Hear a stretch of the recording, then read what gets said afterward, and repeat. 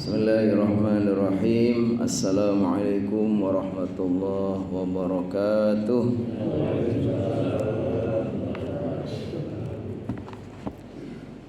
Alhamdulillahilladzi hadana lihada wa ma kunna linahtadiya laula an hadana Allah.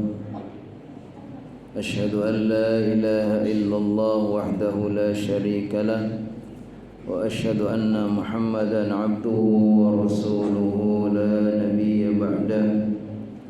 Allahumma salli wa sallim wa barik wa an'im ala sayyidina Muhammad ibn Abdillah wa ala alihi wa ashabihi wa ansarihi wa junudihi wa man istanna bi sunnatihi wa man tabi'ahu wa wala.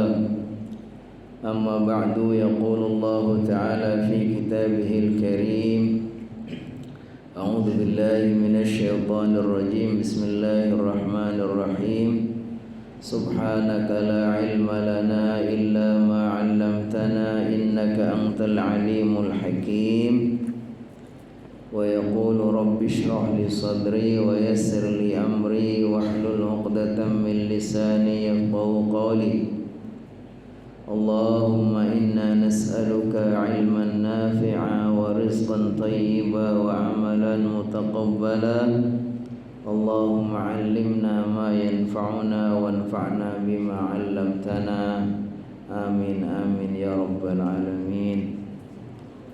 Hadratal mukarramin wal mukarramat, seluruh jamaah salat subuh di Masjid Al-Muhajirin, hafizakumullah. Mudah-mudahan Allah senantiasa memuliakan, meridhai, memberkahi dan menjaga Bapak Ibu semua.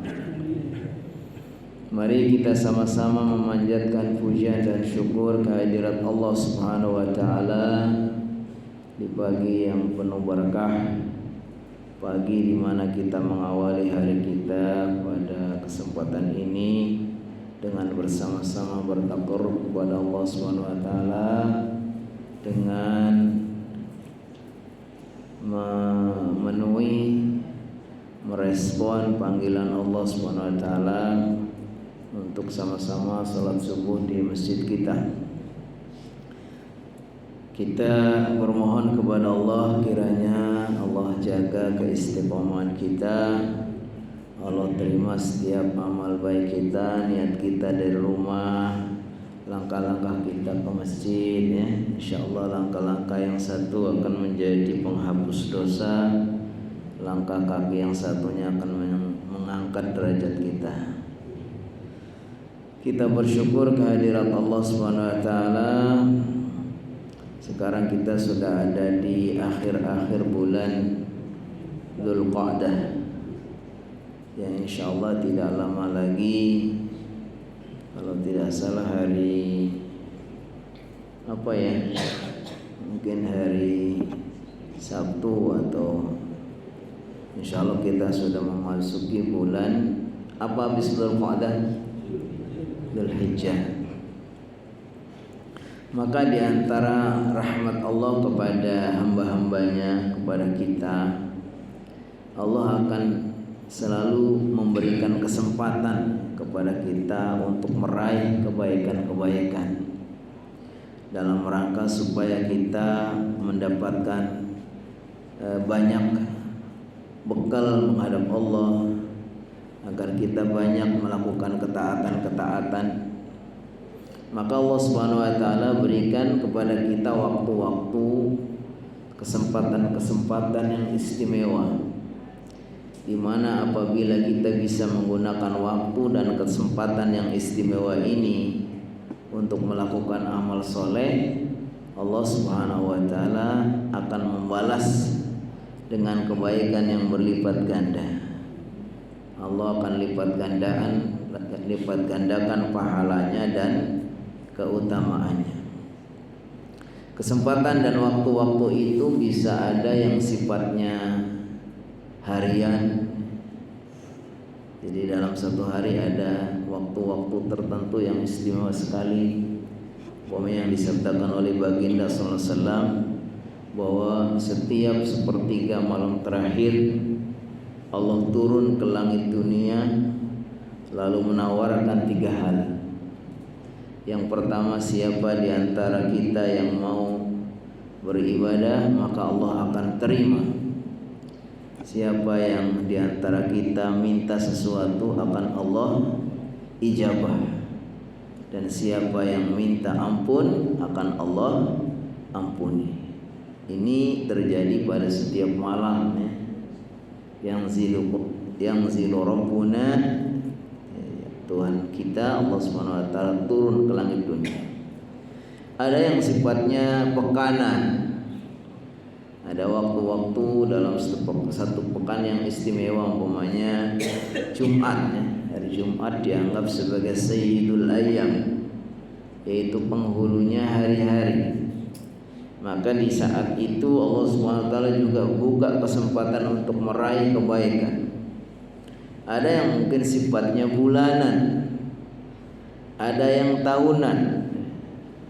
Nah, di antaranya disebutkan Allah berikan keistimewaan yang sifatnya dalam 1 tahun ada 1 bulan yang sangat istimewa. Sekian banyak bulan adalah bulan Dzulhijjah. Bulan Dzulhijjah ini bulan yang keberapa? Bulan yang ke-12. Insyaallah hafal semua ya. Bulan-bulan Hijriah. Hafal enggak? Kalau bulan Masehi hafal ya, karena kalau bulan Masehi ini terkait dengan gaji kita gitu ya. Terutama kalau udah akhir bulan ya, hafal nih udah mau gajian. Tapi kalau bulan Hijriah ini kadang kita melupakan, atau kita sudah pernah hafal tapi lupa. Ada yang dulu nggak hafal, apalagi sekarang. Dulu nggak hafal, sekarang lupa, nggak juga. Kalau hafal itu, insya Allah kita kalau ulang lagi lebih mudah. Jadi bulan Dzulhijjah ini bulan yang ke-12. Lalu para ulama menyebutkan bahwa kenapa bulan Dzulhijjah ini dianggap ya mempunyai keistimewaan yang khusus di antara bulan-bulan yang lain. Pertama, karena bulan Dzulhijjah ini termasuk bulan yang terakhir dari 12 bulan. Jadi sama ya, bulan Masehi maupun bulan Hijriah, jumlahnya 12. Nah, bulan Dzulhijjah ini bulan yang terakhir. Inna iddatash syuhuri 'indallahi 12 syahran fi kitabillah. Sesungguhnya bilangan bulan-bulan dalam setahun itu ada 12. Di dalam kitab Allah sudah ditetapkan itu. Nah, bulan Dzulhijjah ini bulan yang ke-12. Dalam Islam, sesuatu yang terakhir ini dianggap yang paling penting. Maka keistimewaan bulan Dzulhijjah ini diantaranya karena bulan Dzulhijjah ini bulan terakhir. Sesuatu kalau yang terakhir ini yang paling menunjukkan paling pentingnya, karena itu konklusinya. Ibarat perjalanan hidup manusia ini ya husnul khotimah atau su'ul khotimah itu di ujung. Orang bersyukur dan bangga ketika muda, soleh, pinter, rajin beribadah. Begitu juga tua nanti juga masih tetap istiqomah. Pas mau menjelang akhir hayat, tiba-tiba dia na'udzubillah berubah hatinya. Yang dulunya rajin, yang malas, yang dulunya ke masjid enggak mamanya. Nah, ini pertanda bahwa itu di ujungnya kurang baik. Maka bulan Dzulhijjah juga karena dari 12 bulan ini dia bulan yang terakhir, maka sebetulnya amalan-amalan dalam 1 tahun itu ditentukan di ujungnya. Mungkin yang 11 bulan sebelumnya banyak juga kekurangan-kekurangan, tapi bila ditutup dengan amal-amal yang luar biasa pas bulan ke-12 ini, maka akan menutupi amal-amal 1 tahun. Makanya para ulama menganggap bahwa di antara letak keistimewaan bulan Dzulhijjah ini, karena bulan Dzulhijjah ada di bulan ke-12 yang terakhir.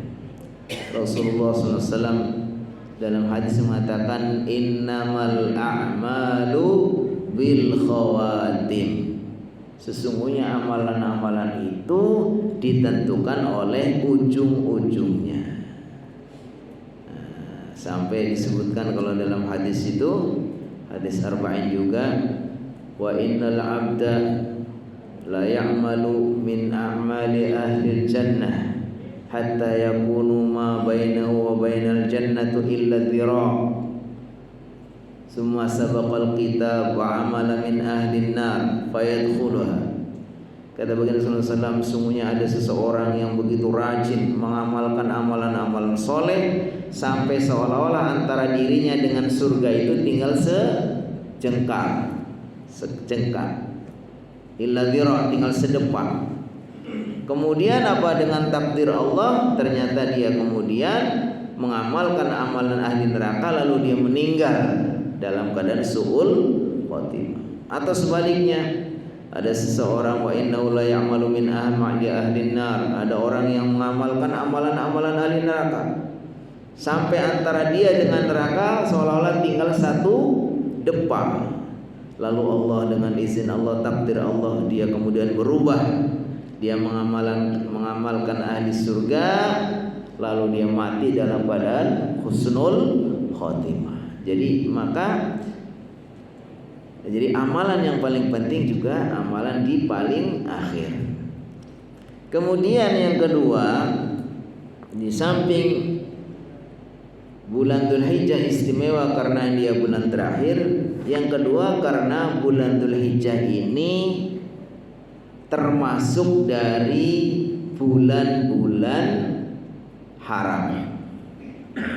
Jadi dalam satu tahun ini ada 12 bulan, kemudian 4 di antara 12 ini ada bulan-bulan yang dinamakan bulan haram.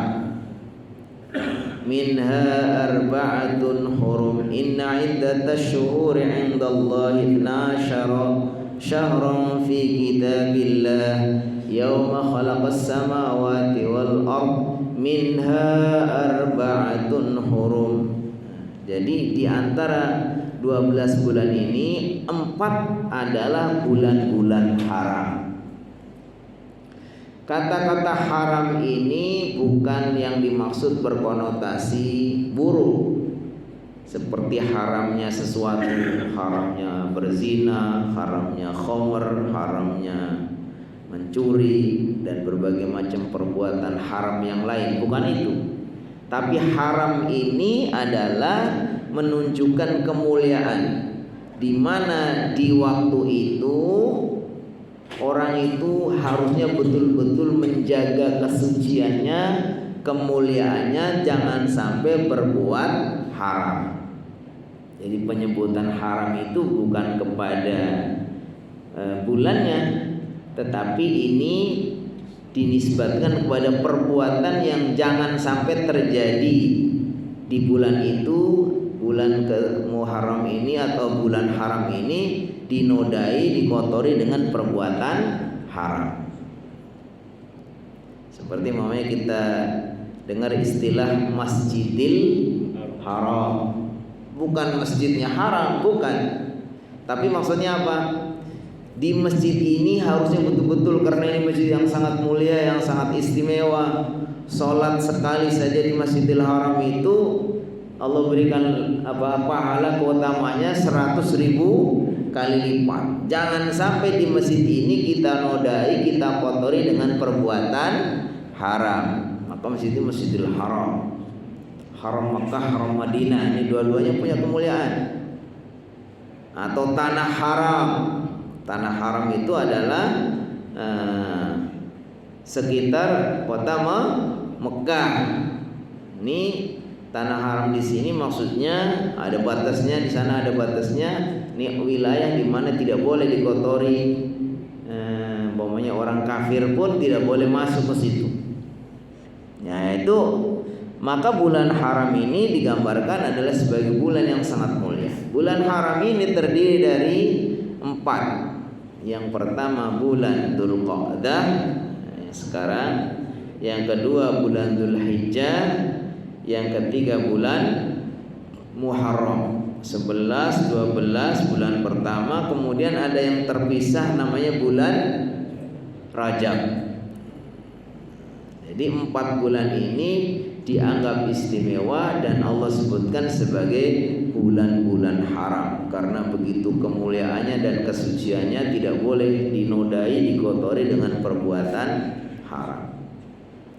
Dalam riwayat disebutkan kenapa ada 4 bulan haram ini, karena di zaman dahulu itu, di zaman sebelum Nabi Muhammad SAW menyampaikan dakwah Islam di tengah masyarakat jahiliyah itu, orang jahiliyah itu kerjanya terus saja, setiap hari, setiap pekan, setiap minggu, full 1 tahun itu perang. Persoalan-persoalan kecil, masalah-masalah remeh pun menjadi penyebab mereka antar suku, antar negara, antar wilayah itu terus bermusuhan terus, ya kan? Makanya zaman itu orang yang paling bangga yang menangnya perangnya itu menang, ya, punya pasukan banyak sampai mereka kalau punya anak laki-laki itu senang, ya. Tapi kalau punya anak perempuan mereka malu, sedih. Di antaranya kalau perempuan ya nanti nggak bisa dilatih untuk jadi jagoan, ya kan? Nggak bisa dilatih untuk memanah, berkuda, mungkin begitu di zaman itu. Makanya dikatakan dalam ayat, wa idza busyira ahadum bil untha dhalla wajhuhu muswaddan wa huwa kadhim. Jadi orang-orang jahil itu kalau dikasih kabar, dapat berita bahwa istrinya itu melahirkan, tapi melahirkan perempuan, maka berubah wajahnya, malu. Yang sampai na'udzubillah, ya, di zaman itu anak-anak wanita kemudian dikubur dalam keadaan masih hidup atau dikubur waktu kecil. Nah, akhirnya mereka sendiri karena terus-terusan berperang, lalu mereka berinisiatif, kira-kira gimana ini, kapan kita ngurusin kehidupan, sibuk terus dengan peperangan. Nah, maka di antara mereka para tokoh-tokohnya melakukan satu semacam kesempatan, kayak semacam genjatan senjata. Mereka sepakat bulan-bulan tertentu tidak ada perang. Nah, disepakatilah bulan Dzulqa'dah, Dzulhijjah, Muharram, kemudian Rajab. Jadi kalau bulan ini mereka tahu, jangan sepakat gitu, nggak ada perang. Maka ketika syariat Islam, ketika baginda Nabi SAW menyampaikan dakwah Islam ini, kemudian 4 bulan ini dilegalkan, dalam artian dikuatkan dengan syariat Islam, bahwa 4 bulan ini sebagai bulan-bulan haram. Yang ketiga, di antara kemuliaan bulan Dzulhijjah yang membuat bulan Dzulhijjah itu istimewa sekali, disebutkan sebagaimana oleh Al-Hafidz Ibnu Hajar dalam kitab Fathul Bari, bahwa bulan Dzulhijjah ini bulan terhimpunnya induk-induk ibadah. Jadi bulan Dzulhijjah ini istimewa banget, ternyata dalam bulan ini terkumpul ibadah-ibadah yang sangat istimewa, sangat penting. Apa disebutkan diantaranya? Di bulan Dzulhijjah itu ada 10 hari pertama yang apabila seseorang melakukan amal soleh itu sangat istimewa. Tidak ada amalan soleh yang lebih Allah cintai melebihi amalan yang dilakukan pada 10 hari pertama di bulan Dzulhijjah. Sebagaimana hadis riwayatkan dari Ibnu Abbas, jadi Rasulullah SAW bersabda, ini didengar langsung sama Ibnu Abbas, kemudian disampaikan nanti kepada yang lain. An Ibnu Abbas radhiyallahu anhuma, dari Ibnu Abbas semoga Allah meridhai keduanya, yaitu Ibnu Abbas dan Abdullah bin Abbas dan ayahnya Abbas. Qala, dia berkata, qala Rasulullah SAW, Rasulullah SAW bersabda, ma min ayyamin, tidak ada hari-hari, al-amalus salihu, amalan soleh, fiha, di dalam hari-hari itu, ahabbu ilallah, yang lebih dicintai oleh Allah. Jadi enggak ada amalan apapun yang lebih Allah cintai melebihi amalan yang dilakukan di bulan 10 hari pertama bulan Dzulhijjah. Min hadhil ayyam, dari hari-hari ini, yakni ayyamal ashri, yaitu hari-hari 10. Qalu ya Rasulullah, lalu para sahabat setelah mendengarkan sabda baginda ini bertanya, walal jihad fi sabilillah, ya Rasulullah, apakah jihad di jalan Allah pun masih kalah dengan amalan 10 hari pertama bulan Dzulhijjah, tidak lebih Allah cintai? Qala, Rasulullah SAW menjawab, walal jihad fi sabilillah, jihad di jalan Allah pun masih kalah dengan amalan-amalan yang dilakukan 10 hari pertama bulan Dzulhijjah. Illa, kecuali yang bisa mengalahkan itu, rajulun, seseorang, kharaja, yang keluar, binafsihi, dengan dirinya, wa malihi, dan hartanya, falam yarji, dan tidak kembali, min dzalika bisyai, darinya sedikit pun. Jadi ketika Rasulullah SAW ditanya jihad pun apakah tidak bisa mengalahkan keutamaan 10 hari bulan Dzulhijjah, kata beliau tidak, kecuali apabila ada orang bisa melakukan puncaknya jihad yang betul-betul totalitas. Apa itu jihad yang totalitas? Dia itu jihad berangkat ke jalan Allah, perang fisabilillah, dengan dirinya, dengan hartanya, semua peralatan perangnya, lalu habis itu sudah nggak kembali lagi. Dia laku di medan perang, mati syahid. Itu baru bisa mengalahkan.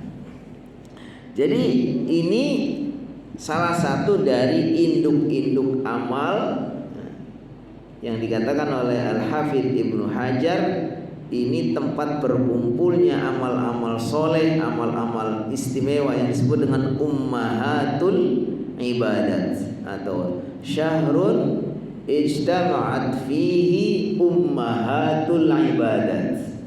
Syahrun, bulan, ijtama'at fihi, yang kumpul di dalamnya ummahatul ibadat, induk-induknya ibadah. Namanya induk-induk itu yang biang-biangnya. Ya, di antara induk-induknya tadi adalah 10 hari pertama bulan Dzulhijjah, yang apabila seseorang melakukan amal soleh itu keutamanya sangat istimewa, paling dicintai Allah Subhanahu wa taala. Dan kemuliaan 10 hari pertama ini juga disebutkan, kesaksian akan kemuliaannya disebutkan juga oleh Allah dalam Al-Quran. Makanya kita membaca surat Al-Fajr, wal fajr walayalin ashar, wal fajr, demi fajar, walayalin ashar, dan malam-malam 10. Maka para ulama menyebutkan 10 ini adalah malamnya dan siangnya dan juga fajarnya bulan Dzulhijjah 10 hari pertama. Jadi ada hadis lain bahwanya baginda Rasulullah SAW, afdali ayyamid dunya, jadi afdalu ayyamid dunya, paling utamanya hari-hari di dunia adalah ayyamul ashar, itu hari 10. Maka yang disebutkan di sini adalah 10 Dzulhijjah. Lalu para ulama ada yang menjelaskan ternyata dalam 1 tahun ini ada 10 hari yang paling utama, yang paling istimewa, dan ada 10 malam yang paling istimewa. Kalau 10 hari yang paling istimewa adalah 10 hari awal bulan Dzulhijjah. Kalau 10 malam yang paling utama adalah 10 malam terakhir bulan Ramadan. Ini penjelasan dari Ibnu Qayyim dan beberapa ulama. Jadi menyebutkan bahwa kalau dibedakan antara harinya dan malamnya, kalau yang paling utama hari-harinya adalah 10 hari pertama bulan Dzulhijjah, kalau malam-malamnya itu 10 malam terakhir bulan Ramadan. Kenapa? Jadi keistimewaannya tadi, kalau bulan Dzulhijjah diantaranya itu hari pertama yang paling Allah cintai kalau orang melakukan amal soleh. Nanti ada penjelasan di situ, ada hari Arafah dan seterusnya. Kalau 10 malam terakhir kenapa kira-kira? Nah, karena di 10 malam terakhir ini sangat arja, sangat diharapkan, sangat berpotensi untuk datangnya malam Al-Qadar. Bahkan di awal-awal dulu pertama kali turunnya Al-Quran, inna anzalnahu fi lailatul qadr wa ma adraka ma lailatul qadr lailatul qadri khairun min alfi syahr. Lailatul Qadar itu lebih baik daripada 1000 bulan. Maka pertama kali turunnya Lailatul Qadar itu karena turunnya Al-Quran itu adalah 10 hari terakhir. Tapi setelah itu masih ada malam-malam Al-Qadar setiap Ramadan, tapi dikatakan oleh para ulama ya tanaqal itu pindah-pindah. Bisa juga tanggal sekian, tanggal itu untuk Ramadan berikutnya. Tapi kalau Ramadan yang awal permulaan ayat Al-Quran itu adalah diyakini sebagai 10 malam terakhir bulan Ramadan. Yang kedua, di antara tadi yang pertama karena ada 10 hari yang istimewa. Yang kedua disebutkan ada hari Arafah di bulan Dzulhijjah 10 hari pertama, yaitu ada hari Arafah. Tanggal berapa? Ada yang ingat? Tanggal 9-nya hari Arafah. Ini juga termasuk hari yang paling utama, hari yang sangat istimewa, yang menjadi puncak ibadah haji.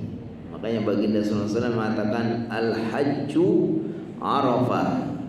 Haji itu ya di Arafah. Jadi puncak rangkaian ibadah haji, yang wajibnya, yang rukunnya, yang sunnahnya, yang semua ya. Maka itu sebetulnya semua ini menjadi sia-sia kalau enggak berwukuf di Arafah.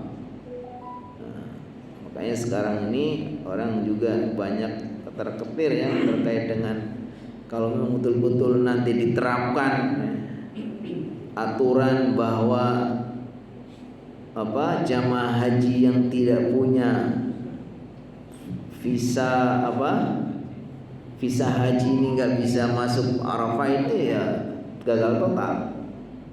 Karena al-hajju Arafah, haji itu ya wukuf di Arafah.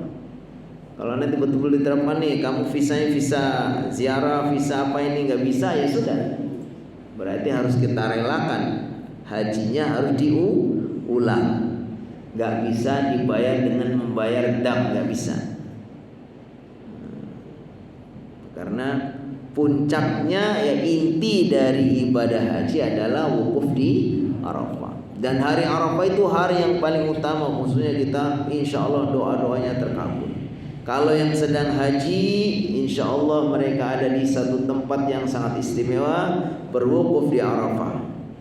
Sampai walaupun mereka kondisinya tidak memungkinkan untuk datang ke padang Arafah, mereka harus paksakan. Yang sedang sakit, yang sedang dirawat, yang sedang itu harus nanti dibawa ke situ untuk wukuf sejenak. Habis itu setelah dia wukuf sebentar bisa dikembalikan lagi. Supaya apa? Supaya hajinya sah.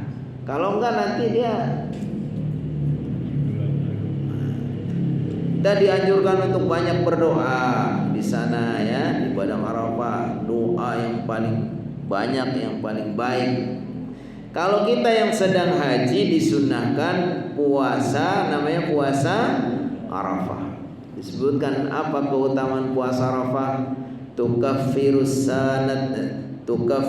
sanatil madiyah wa tukaffirus sanatil qadimah. Jadi keutamaan puasa Arafah itu menghapuskan dosa-dosa 2 tahun. Tahun yang lalu dan tahun yang akan datang. Ini keutamaan dari hari Arafah, yang semua ini yang hari Arafah ini adanya di dalam 10 hari pertama bulan Dzulhijjah. Kemudian apa induk-induk ibadah lagi yang ada di dalam bulan Dzulhijjah ini? Di bulan Dzulhijjah ini ada disyariatkan, itu tadi masih rangkaiannya adalah ibadah haji. Ibadah haji ini juga termasuk ibadah induk, karena itu salah satu dari rukun Islam. Rukun iman apa rukun Islam? Rukun Islam. Ada berapa rukun Islam? Ada 5. Syahadat, salat 5 waktu, syahadat, salat, kemudian zakat, puasa, kemudian yang terakhir haji. Kebanyakan kita yang 4 insyaallah ya relatif lebih mudah ya kan. Semua orang insyaallah mudah untuk salat 5 waktu, mudah untuk membayar zakat, setidaknya zakat fitrah. Kalau zakat fitrah nggak bisa juga minimal menerima zakat ya kan. Kemudian apa? Puasa juga insyaallah ya.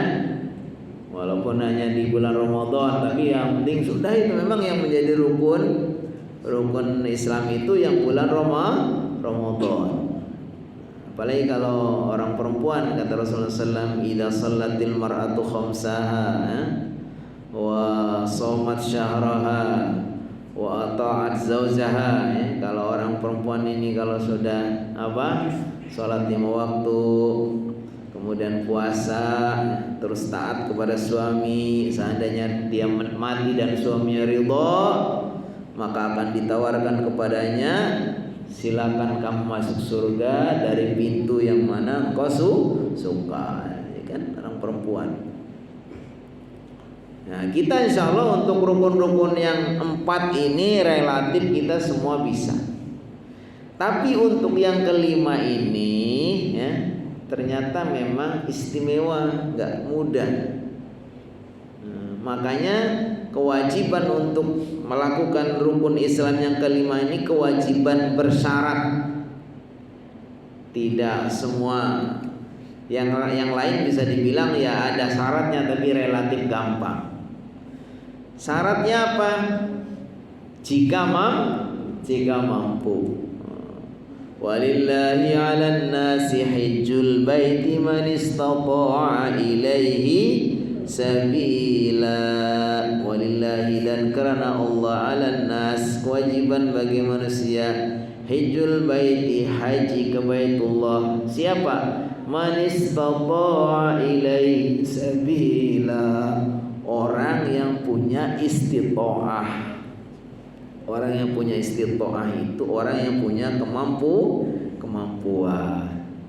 Sekarang ini ketat ya, orang berangkat haji, cek kesehatannya terutama. Kenapa? Karena memang ya para ahli ilmu mengatakan istita'ah itu harus dipenuhi supaya memang udah memenuhi kriteria wajib, yaitu bila dia punya istita'ah. Istita'ah dirumuskan oleh para ulama itu mencakup 4 hal. Jadi kalau ada orang 4 hal ini bisa dipenuhi, maka dia termasuk orang yang punya istiqomah. Apa kira-kira 4 hal itu? Yang pertama adalah istiqomah secara fisik, sehat, kesehatannya jasmani dan rohaninya itu memang sehat. Makanya sekarang ini ketat sekali untuk memberangkatkan haji. Sahabat-sahabat kita yang tahun ini berangkat itu lumayan ya. Dicek ini cek itu. Kalau ada penyakit yang kira-kira ini udah nggak bisa. Hamil nggak bisa. Itu termasuk banyak kan yang tidak lulus dari sisi tes kesehatan. Karena memang ini ya dianggap sebagai salah satu hal yang menjadi syarat istiqomah. Walaupun sebetulnya ini kan kebijakan juga di pemerintah ya. Kalau dulu zaman dulu nggak ini ya, nggak detail gitu. Malah justru orang dulu itu pengen laku di sana gitu. Jadi kalau orang berangkat haji di zaman dulu itu ya pamitnya itu mudah-mudahan saya tidak bisa balik lagi. Ya, ada satu keistimewaan meninggal di sana gitu kan. Ya kalau sekarang nggak bisa, susah kayak gitu karena bukan susah maksudnya ya kalau yang udah sakit-sakitan itu ya udah malah nggak bisa berangkat. Tapi kalau di zaman dulu mungkin kesempatan ya saya nanti kalau di sana meninggal, gitu kan? Jadi sehat. Yang kedua adalah yang mencakup 4 hal sebagai syarat istiqomah adalah apa? Punya bekal di perjalanan, bekal di tempat tujuan, termasuk bekal untuk orang-orang yang menjadi tanggung jawabnya. Dia punya anak, punya istri, mau berangkat sendiri kan. Perhatikan di rumah. Jangan sampai kita memaksakan berangkat haji di rumah pada nggak makan namanya kan. Nah, jadi harus ada bekal. Yang ketiga ada kendaraan. Nah kita orang Indonesia kan jauh. Mungkin kalau orang sana ya kendaraannya cukup pakai mobil, atau kalau zaman dulu cukup naik kuda, naik onta gitu. Nah, sekarang kita pakai apa? Pesawat, ya kan? Harus ada pesawatnya yang sehat. Kira-kira memang aman. Jadi harus ada kendaraan. Insya Allah ada kendaraannya ya. Kemudian yang keempat aman di perjalanan, aman di tempat tujuan. Jadi kalau pas lagi kondisinya memang nggak aman, lagi perang dan seterusnya, atau kita harus melewati tempat negara yang kita sedang berperang, umpamanya, ya nggak usah dulu. Kewajibannya ya dipending dulu. Nah, jadi ketika kriteria itu nggak bisa dipenuhi, ya untuk saat itu nggak wajib dulu. Mau periksa tes kesehatan, nggak sehat ya udah tunda nanti mungkin tahun depan dan seterusnya. Nah ini 4 hal itu sebagai syarat istiqomah. Syarat orang itu punya kewajiban wajib haji. Menurut ada lagi yang berpendapat ditambah dengan 1 syarat kalau untuk orang perempuan, yaitu bila orang perempuan itu ada mahram. Mahram itu seseorang yang menjadi pendamping. Jadi seorang laki-laki yang menjadi pendamping haji, bisa bapaknya, bisa anaknya, bisa termasuk juga suami. Suami itu dulunya mahram, tapi begitu sudah menjadi suaminya itu bisa juga menjadi pendamping dalam haji. Suami kalau suami dulunya bukan mahram ya, maaf, jadi bukan mahram. Nah ini termasuk juga ibadah haji yang ada di bulan Dzulhijjah ini juga termasuk induk-induk ibadah. Masya Allah ibadah haji ya. Di zaman sekarang ini tidak mudah. Saya ada membaca beberapa kisah inspiratif sekali. Di Bima ini ada seseorang yang dia menjadi tukang cukur selama 40 tahun. Dia kumpulkan ongkos nyukurnya itu sampai akhirnya dia itu terkumpul biaya untuk berangkat haji. Dan al-qadarullah itu zaman itu orang berangkat haji nggak kayak sekarang. Ya paling daftar sekarang 1-2 tahun itu sudah bisa berangkat. Di Pasuruan ada seseorang yang kerjanya narik becak sampai 20 tahun dia terus kumpulkan.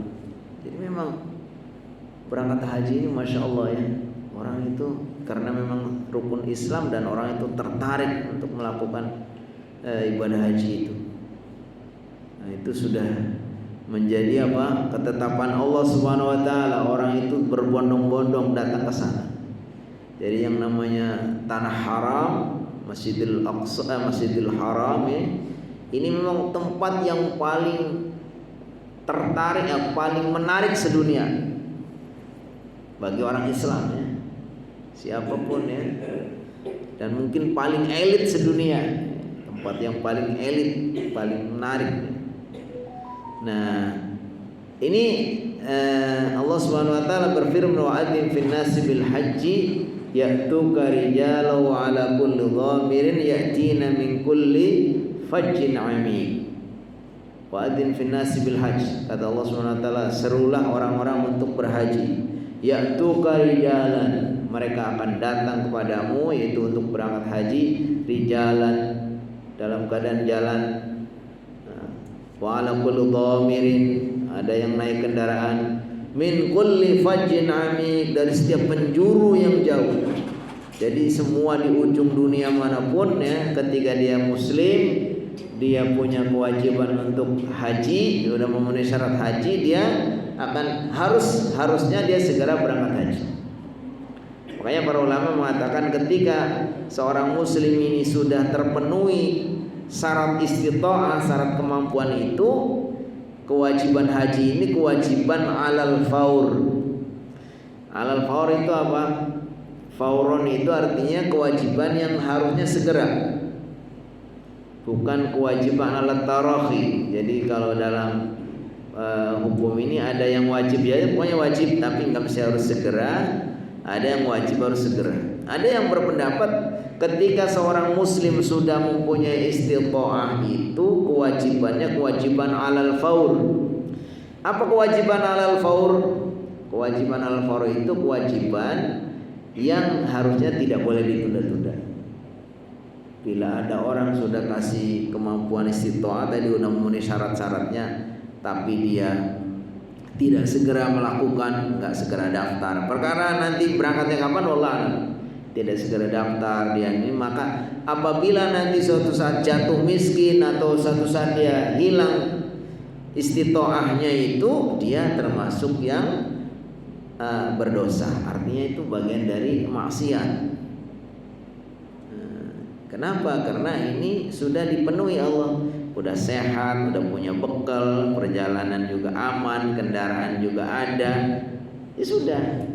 Walaupun kalau memang sekarang ini kalau daftar sekarang itu wallahu alam berapa lagi ya tuh ya, mungkin bisa 20 tahun yang akan datang, 25 tahun yang akan datang, tapi sudah kita buktikan harusnya kalau kita sudah punya istita'ah segera daftar.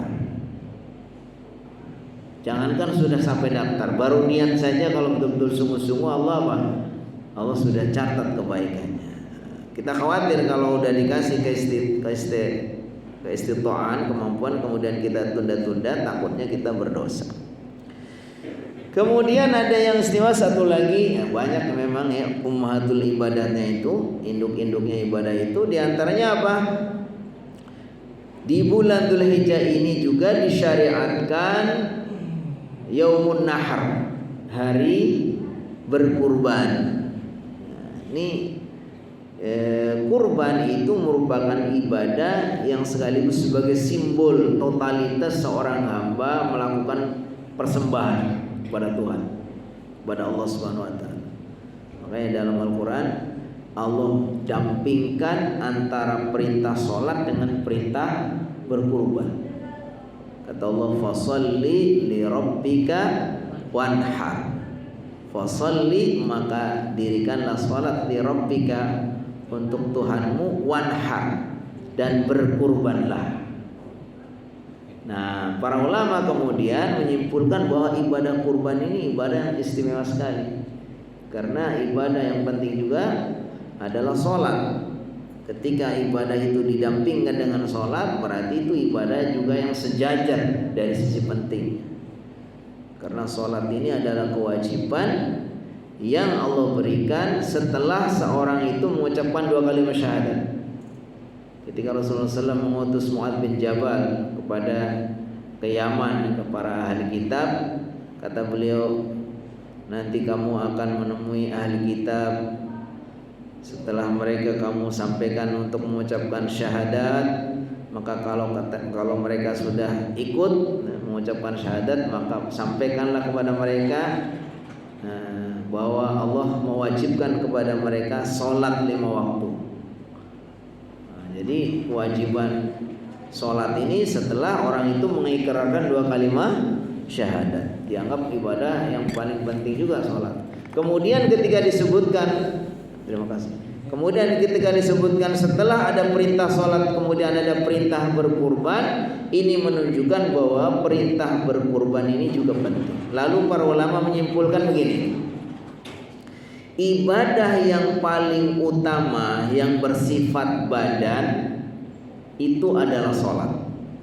Ibadah yang bersifat badan, ya kita takbir, berdiri, ruku, sujud, duduk, dan seterusnya. Kan kita baca-baca ini semua bersifat badan. Ibadah yang bersifat badan itu adalah yang paling utama adalah sholat. Kemudian ibadah yang bersifat pengorbanan harta, kan banyak ibadah-ibadah itu yang dengan mengorbankan harta, sedekah, zakat, dan seterusnya. Maka disebutkan ibadah yang merupakan bersifat harta, pengorbanan harta yang paling utama adalah berkurban. Nah, ini kesimpulan dari pemahaman ayat fasholli li rabbika wanhar. Kalau kita membaca kisah putra Nabi Adam, yaitu Qabil dan Habil, watlu alaihim nababnai Adam bil haqq idh qarraba qurbanan fatuqbila min ahadihima wa lam yutaqabbal minal akhar. Ketika 2 putra Adam ini berkurban, mereka dua-duanya melakukan upaya persembahan kepada Allah Subhanahu wa taala, lalu diterima dari yang satu, ditolak dari yang lain, ya kan? Nah, ini merupakan puncak pengorbanannya seorang hamba. Kalau kita membaca Nabi Ibrahim, wah lebih total lagi. Berkorbannya bukan dengan hewan, tapi dengan siapa? Dengan anaknya sendiri. Bahkan ketika disebutkan ayah Nabi Muhammad itu Abdullah ayah Nabi Muhammad itu adalah hampir menjadi korban ayahnya untuk disembelih, dalam arti untuk dikorbankan. Disebutkan dalam sirah itu bahwa Abdul Muttalib ini mempunyai anak 10, dan dia bernazar, kalau dari anak-anak saya yang 10 ini semuanya sehat, maka salah satu akan saya korbankan. Karena memang ya kejahilian zaman dulu dan ketaatannya, dia ingin mungkin meneladani atau ingin mencontoh Nabi Ibrahim. Jadi kalau anak saya semuanya sehat, dari 10 anak ini saya akan korbankan 1. Maka saat dia mau laksanakan, diundi. Siapa yang keluar dari anak yang tulis nama 10 gitu kali ya, anak yang tulis, kemudian diambil. Begitu diambil, ternyata yang keluar itu adalah Abdullah, ayah Nabi Muhammad. Ketika mau dilaksanakan, kemudian bagaimana? Masyarakat banyak nggak setuju, protes dari orang. Jangan wahai Tuan Abdul Muttalib, mungkin kalau Tuan bisa melakukan itu, tapi bagaimana kalau sampai nanti akhirnya menjadi tradisi? Kami semua tidak akan mampu. Akhirnya dipertimbangkan, akhirnya digantilah. Bukan mengorbankan Abdullah, tapi diganti dengan ada yang mengatakan sekian banyak unta sebagai kurban. Ya, jadi memang kurban ini adalah bentuk apa? Totalitas. Ketika seorang sahabat bertanya, "Wa ma hiyal adahi?" Apa itu berkorban wahai Rasulullah sallam? Kata baginda mengatakan, "Hiya sunnatu abikum Ibrahim." Wah, itu kurban itu adalah sunnah dalam artian tradisi atau perbuatan syariat Nabi Ibrahim. Wa ma lana minha ya Rasulullah sallam. Apa yang kita dapatkan dengan berkorban? Kata beliau, likulli sya'ratin hasanah. Allah akan balas dari setiap rambut hewan yang dikorbankan itu kebaikan. Jadi masya Allah ya. Nah, ini tentu banyak sekali keutamaan-keutamaan yang terhimpun di dalam bulan Dzulhijjah ini yang disebutkan oleh Al-Hafidz Ibnu Hajar sebagai ummahatul ibadat, induk-induk dari ibadah. Nah, ini kalau kita perhatikan ya memang benar bahwa terhimpunlah di situ ibadah-ibadah yang sangat istimewa, peristiwa-peristiwa yang sangat penting ya. Bagaimana itu yang kemudian dihimpun dalam perjalanan ritual atau di dalam manasik haji. Itu semua adalah merupakan amalan-amalan istimewa yang membuat bulan Dzulhijjah, bulan ke-12 ini menjadi bulan yang sangat istimewa. Wallahu a'lam bissawab. Mungkin ini yang bisa kita pelajari dari hadis riwayat Ibnu Abbas. Hadisnya diriwayatkan oleh Imam Bukhari sumber dari Ibnu Abbas. Itu apakah ada yang mau menambahkan atau menyampaikan sesuatu atau ada yang mau ditanyakan? Fal yatafaddal mashkuran. Tidak ada? Oh, silakan Ibu. Assalamualaikum warahmatullahi wabarakatuh. Waalaikumsalam warahmatullahi wabarakatuh.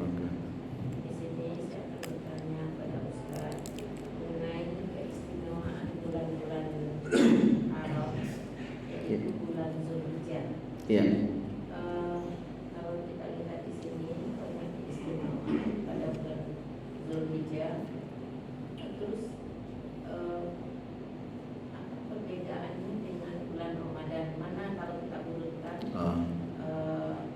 apakah bulan Ramadan nomor 1, nomor 2 bulan Dzulhijjah? Terus yang kedua, boleh dua Ustaz? Iya. Yang kedua, sebagaimana yang dikatakan tadi, kalau seorang istri itu dia masuk surga mendapatkan ridho suami. Kemudian ada suatu hal yang misalnya mengganjal di hati suami, padahal itu tidak pernah dilakukan oleh si istri. Dalam hal ini namanya suuzon ya Ustaz. Nah, bagaimana hal yang seperti itu Ustaz? Baik, terima kasih. Dua pertanyaan dari satu penanya, jawabannya untuk kita semua. Pertama, memang terkait dengan waktu-waktu tertentu, amalan-amalan tertentu, biasanya memang disebutkan tentang keistimewaannya. Disebutkan bahwanya amalan ini, kemudian hari-hari ini, waktu ini. Kalau kita perhatikan memang penjelasan-penjelasan dalam ayat maupun hadis itu memang lebih kepada keistimewaannya dari masing-masing. Likulli syai'in maziyah. Setiap hal itu punya keistimewaan yang sebetulnya tidak dikomparasikan. Ya, tidak boleh, dalam artian tidak untuk dibanding-bandingkan ya, karena masing-masing punya kelebihan. Yang ada di sini disebutkan kenapa ketika Allah menyebutkan keutamaan bulan ini, supaya bulan ini betul-betul dimaksimalkan ibadahnya. Ketika Allah sebutkan bulan Ramadan, Rasulullah SAW mengatakan ja'akum Ramadan syahrun mubarak. Bulan Ramadan, bulan yang diberkahi. Di dalamnya ada Allah belenggu setan-setan, Allah buka pintu surga, Allah buka tutup pintu neraka. Di dalamnya ada bulan ada malam yang lebih baik daripada 1000 bulan itu, ya itu keistimewaan itu adalah untuk di bulan Ramadan. Yang kita jangan lewatkan di bulan Ramadan itu, kita isi dengan amalan-amalan yang memang harusnya kita lakukan supaya kita mendapatkan keutamaan itu. Ketika disebutkan bahwanya bulan-bulan haram yang lain, kenapa bulan Ramadan tidak termasuk bulan haram? Kan istimewa juga, ya kan? Tapi bulan haram kok bukan bulan Ramadan. Ya itu keutamaan yang berbeda, supaya kita juga mengistimewakan dan memaksimalkan ketaatan di bulan-bulan haram. Jadi bukan untuk dibandingkan dipilih, tapi untuk dilakukan dua-duanya, ya kan? Jadi mau sholat puasa juga gitu, puasa Arafah, nanti ada puasa lagi 6 hari bulan Syawal, ada puasa hari Senin Kamis, ada puasa apa lagi, Ayyamul Bid. Itu ya disebutkan semua punya keistimewaan, bukan kemudian untuk kita pilih. Ya udah kalau gitu kita milih yang paling utama aja dah, puasa Arafah, menghapus dosa tahun yang lalu dan akan datang. Habis itu enggak puasa yang lain enggak kayak gitu.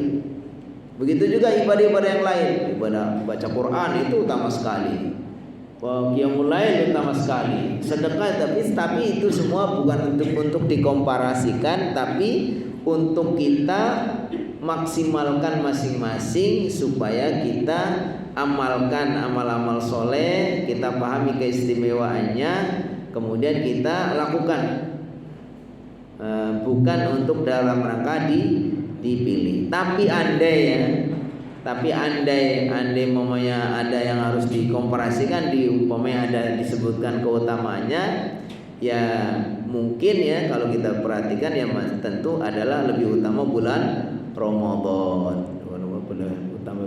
Tapi memang bukan untuk dikomparasikan ke situ. Berikutnya, andai ada, ya tadi intinya ya, apa yang terjadi antara suami dan istri, yaitu diantaranya ada istri itu disebutkan dalam hadis itu Rasulullah SAW mengatakan bahwa seorang suami kepada seorang istri itu yang paling baik adalah suami yang begitu memuliakan istrinya. Disebutkan khairukum li ahlihi wa ana khairukum li ahli. Sebaik-baik kalian wahai para suami adalah yang paling baik kepada istri-istrinya. Tapi sama kebalikannya, sebaik-baik wanita itu adalah bagaimana seorang wanita, seorang istri yang paling baik kepada suaminya.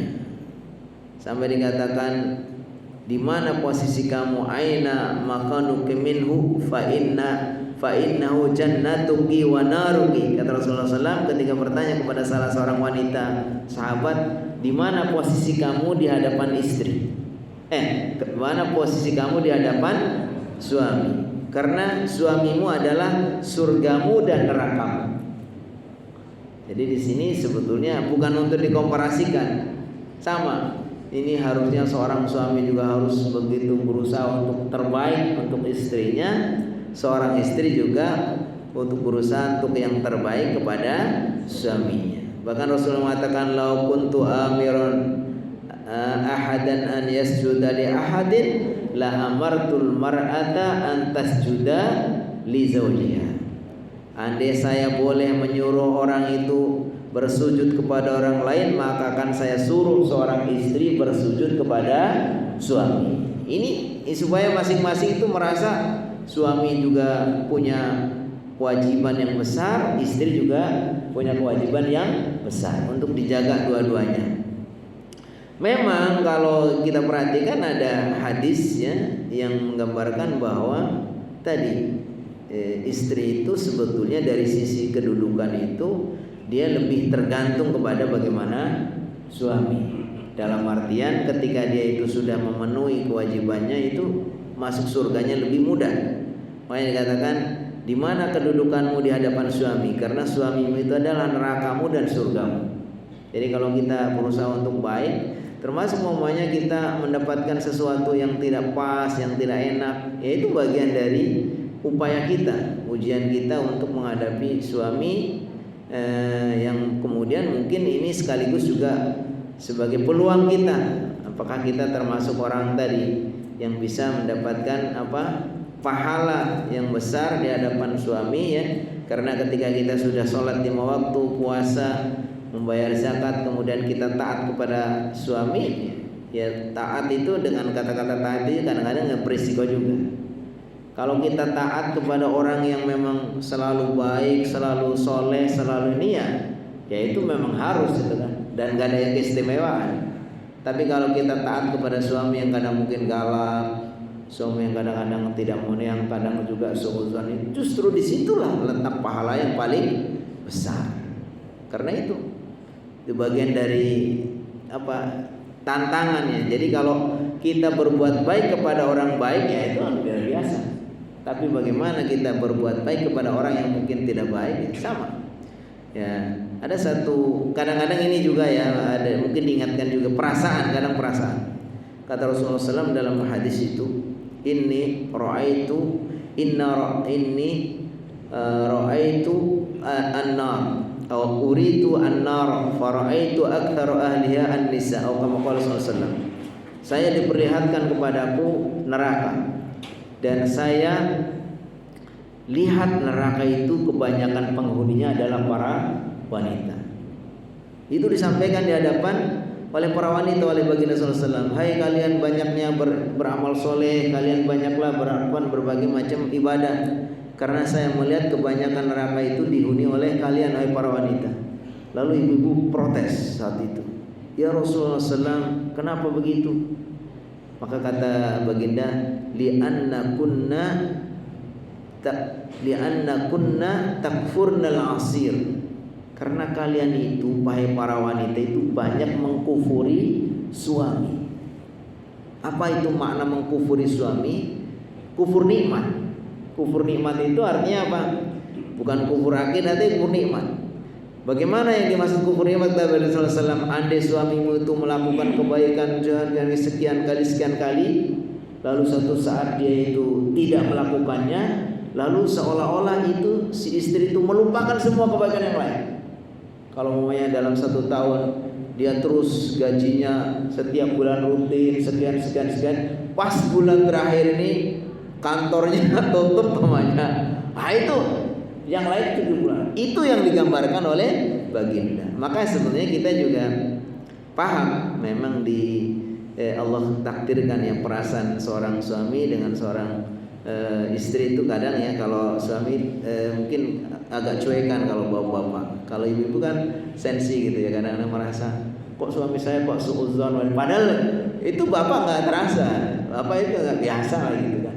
Jadi itu bagian mungkin dari hikmahnya kita Allah jodohkan dengan bapak dengan ibu, suami dengan istri, karena memang seperti itu agar saling. Di situ letak ujian.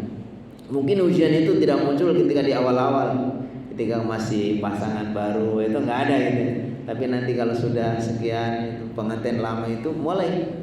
Tapi justru ketika kita datang ujian itu perasaannya suami kurang ini kurang itu disitulah letak pahalanya. Itulah yang mengantarkan nanti para istri akan menjadi ahli surga karena sabar dengan mungkin hal-hal yang tidak pas itu ya. Kalau sama-sama baik ya nggak ada menantang itu ya. Barangkali itu ya Bu, terima kasih, jazakumullah khair. Insyaallah mudah-mudahan Allah berikan yang terbaik untuk kita semua ya. Allah berikan keberkahan. Baik, waktu juga yang membatasi kita akhiri dengan sama-sama membaca alhamdulillah dan doa kafaratul majlis. Alhamdulillahirabbil alamin, subhanakallahumma wa bihamdika asyhadu an la ilaha illa anta astaghfiruka wa atubu ilaik. Assalamualaikum warahmatullahi wabarakatuh.